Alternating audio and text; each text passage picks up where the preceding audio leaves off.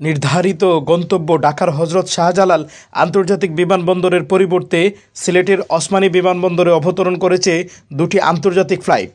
ঘন কুয়াশার কারণে ইউএস বাংলা এয়ারলাইন্সের ফ্লাইট দুটি শনিবার সকালে শাহজালাল বিমানবন্দরে অবতরণ করতে না পেরে ওসমানীতে নামে। প্রায় 1 ঘন্টা পর যাত্রীদের নিয়ে ফের ঢাকার উদ্দেশ্যে উড্ডয়ন করে ফ্লাইট দুটি।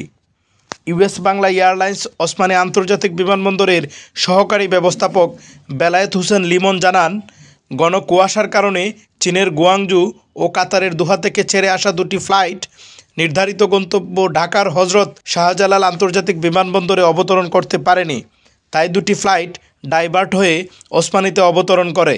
তিনি জানান, সকাল 9টা 44-এ গুয়াংজু থেকে আসা ফ্লাইট ওসমানীতে অবতরণ করে সকাল 10টা 40 ঢাকার উদ্দেশ্যে ছেড়ে যায়।